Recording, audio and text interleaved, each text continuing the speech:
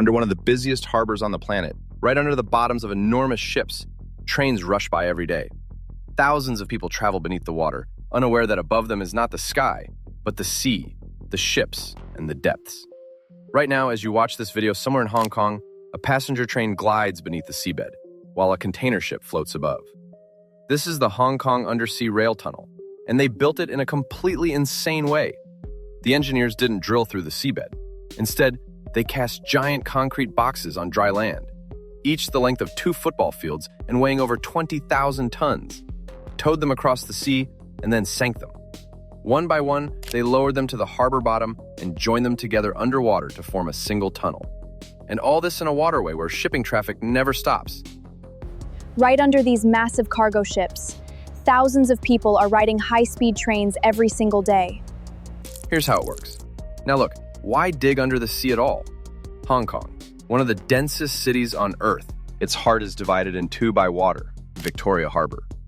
On one side is the Kowloon Peninsula, on the other is Hong Kong Island, and millions of people must somehow move between them every day. Ferry travel is long. Taking a detour is impossible. They're on different shores, so the two halves of the city need to be connected directly, underwater. And Hong Kong already has such crossings. This new one is the 4th railway crossing of the harbor. As the city grew, the old lines became overloaded, and another underwater line was needed to relieve the traffic. But there's one huge challenge.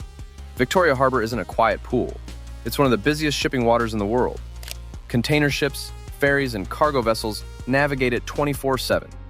This traffic can't be stopped. It underpins the city's entire economy. So here's the challenge.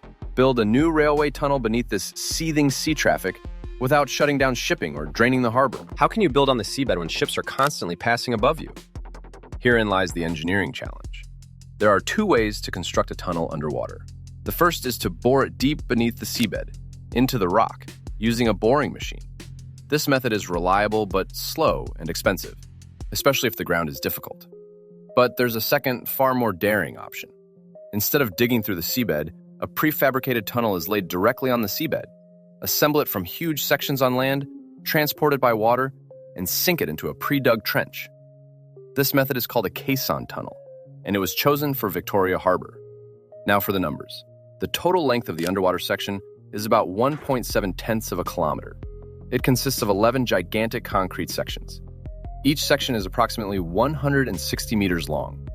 That's the length of 1.5 football fields, all in a single block of concrete. And such a section weighs over 20,000 tons. 20,000 tons is the equivalent of several thousand cars, welded into a single block of reinforced concrete. And 11 of these blocks would have to be transported one by sea and precisely placed on the seabed. 11 concrete monoliths, each heavier than thousands of cars. On paper, it sounds like complete madness. On paper, it's madness. All that remained was to build it. Let's start with the strangest part. How do they even build a tunnel that's then sunk? The secret is that it's built not at sea, but on land, in a dry dock.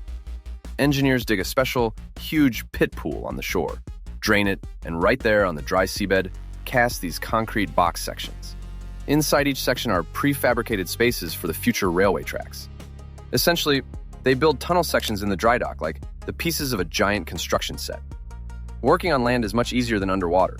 Everything can be checked, the quality of the concrete checked and sealed. The tunnel is born on the shore. And the demands on the concrete for these sections are almost maniacal. After all, once laid, the frame can't be repaired. It will lie underwater for decades.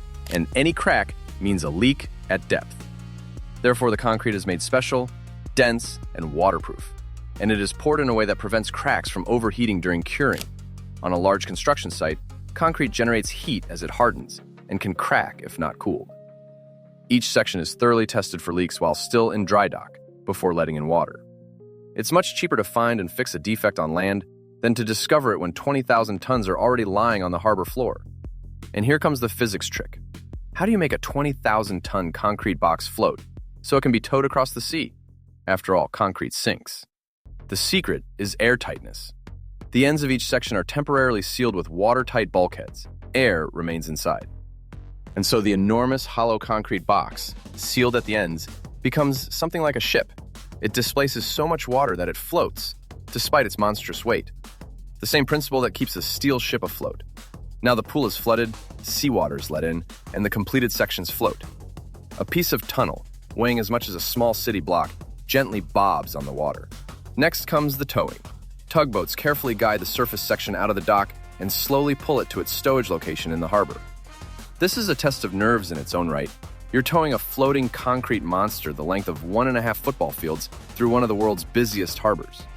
All around you are ships, currents, and wind. One wrong move, and this colossus will crash somewhere. Therefore, each operation is planned down to the last detail and executed within a strictly defined window. Towing a 20,000-ton concrete block through one of the busiest harbors in the world requires precision like a military operation. And the scale of this operation is difficult to overestimate. To pull and sink a single section, an entire fleet is deployed. Tugboats, barges, vessels with winches, and pontoons loaded with equipment. Divers work below, people who, underwater in the murky harbor, manually check and guide the joining of the multi-ton blocks. Vessel traffic in the harbor is regulated during the operation, allocating a short window when the colossus can be safely pulled and lowered. Essentially, each of the 11 installations is a separate special operation on the water, which cannot be retried. A section cannot be paused in the middle of the harbor. Everything must work the first time. Meanwhile, a landing pad has already been prepared on the harbor floor. While the sections were being cast, specialized vessels dug a long trench in the seabed, a bed precisely for the future tunnel.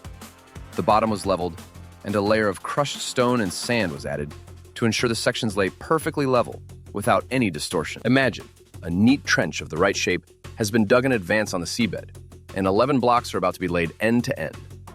Everything is ready for the most intense moment, and this trench itself is a massive undertaking.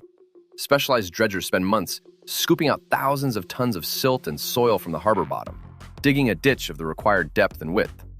And all this is done without blocking the fairway, carefully, section by section, allowing ships to pass. Soft silt on the bottom is unsuitable as a foundation. It sags under the weight. Therefore, the bottom of the trench is lined with an even layer of crushed stone, carefully leveled to the required elevation, a sort of perfect cushion on which the sections will rest. Even the slightest error in this cushion, and the heavy block will lie askew, and the joint will leak. The foundation is prepared with the same obsessive precision as the tunnel itself. The underwater trench is prepared. Now comes the moment of truth, sinking 20,000 tons of concrete blind into the sea. And here it is, the moment of truth, the dive. The section is lowered precisely over the trench. Then water is let in, filling special ballast tanks. The section becomes heavier and slowly loses buoyancy. The enormous concrete block begins to sink, controlled, centimeter by centimeter, held by cables from the ships above. 20,000 tons of concrete gently sink into the darkness, to the very bottom. And they must not be lowered just anywhere, but placed flush against the previous section, with precision down to the millimeter. At depth in murky water blindly, how can such precision be achieved underwater? Entire guidance systems are at work here. The section's position is tracked by satellites via tall masts jutting above the water. And at the joints themselves, sensors indicate how accurately the new section fits the one already installed. Engineers on the surface control the descent, monitoring instruments, and adjust every centimeter. Essentially, they're assembling the construction set by touch at a depth of more than 15 meters, relying on numbers and sensors instead of eyes. But the most beautiful thing is how these sections are joined together, sealing them tightly. After all, the joint between two concrete blocks underwater is the first thing that should leak. And here's a brilliant solution. A large rubber gasket is attached to the end of each section, a soft seal around the entire perimeter. When a new section is pulled toward the previous one, this rubber is gently pressed. And then magic happens. Water is pumped out of the space between the two sealed ends. Now the entire depth of the sea presses against the section from the outside, and almost nothingness from the inside. This colossal water pressure from the outside presses the sections together with a force of thousands of tons, tightly squeezing the rubber gasket. The joint becomes airtight, and here's the beauty of it. The deeper the tunnel and the more the sea presses, the tighter the joint becomes. The ocean, which should have burst through, instead seals the tunnel. The engineers have forced the sea to work against itself. Instead of fighting the immense water pressure, engineers turned the weight of the ocean into the ultimate sealant. But a tunnel on the seabed has enemies you might not immediately think about. The seabed is alive. Soft soil can subside gradually over time, and the rate varies from place to place. Hong Kong is also prone to typhoons, and the surrounding area is also prone to tremors. A rigid concrete pipe nearly 2 kilometers long, if made monolithic, would simply crack at the slightest uneven settlement. That's why the tunnel is deliberately not completely rigid. The joints between sections remain slightly flexible. Those rubber seals also act as shock absorbers. The tunnel can play slightly at the joints, adjusting to the ground movement without losing its seal. It doesn't rigidly resist the seabed, it bends with it, remaining intact. And there's one particularly nerve-wracking moment in the entire construction project: the final joint. The sections are lowered toward each other from both sides, and sooner or later, the final gap between the already laid blocks must be closed. Here, it's impossible to simply pull a huge section. There's no room left to move it entirely. Therefore, the final joint is made separately, meticulously fitting the joint under the water in a narrow space.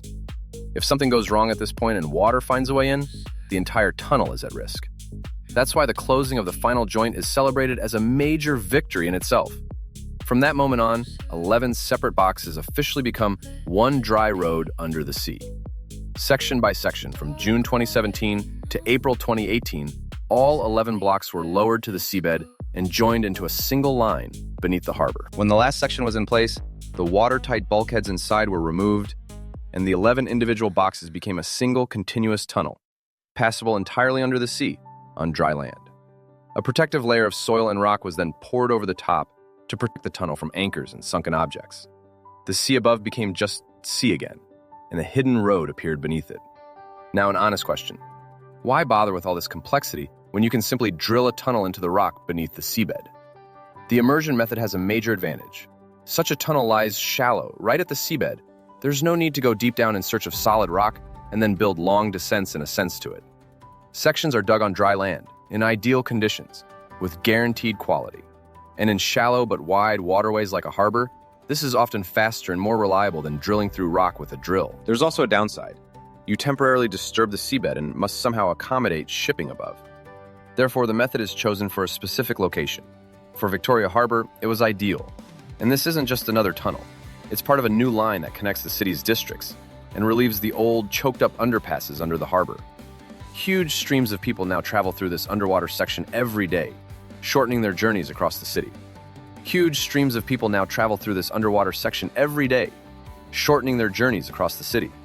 Some are reading, some are dozing, some are checking their phones, and almost no one is thinking about the fact that right now, ships are passing over the roof of the train car, and around them are tons of seawater, held back by a concrete box sunk here by engineers. It's worth mentioning safety here, as it's crucial for a tunnel under the sea. Such a tunnel is packed with emergency systems, powerful ventilation that circulates fresh air and in the event of a fire extracts smoke, emergency exits, and sensors that monitor the structure's condition and detect any leaks. All of this is hidden within the walls and under the tracks, so passengers won't notice. Incidentally, Hong Kong is a true champion in this area. Several such tunnels already exist beneath Victoria Harbor, and almost all of them were built using the same method: drop well sections. The city is literally stitched together underwater with concrete tunnels. Over the decades, unique experience has been accumulated here: how to dig the bottom, how to sink sections, how to live with shipping above. And each new tunnel is more precise and reliable than the last. That's the whole point. To connect the two halves of Hong Kong under the sea, the engineers didn't attack the harbor head-on. They didn't drain the sea or block shipping. They assembled the tunnel piece by piece on the shore, transformed the concrete blocks into ships, fused them into place, and carefully sank them, and then used the ocean's own pressure to seal the joints. They didn't conquer the sea, they outsmarted it, section by section, millimeter by millimeter. But hiding a road beneath the sea is one thing. But what if you lifted a ship above a mountain, making it sail through the sky? Or built a bridge across a canyon so deep it's called a crack in the earth? That's for next time. If you're interested in how man outsmarts the elements again and again, subscribe. We only discuss stories like that here. See you at the next impossible structure.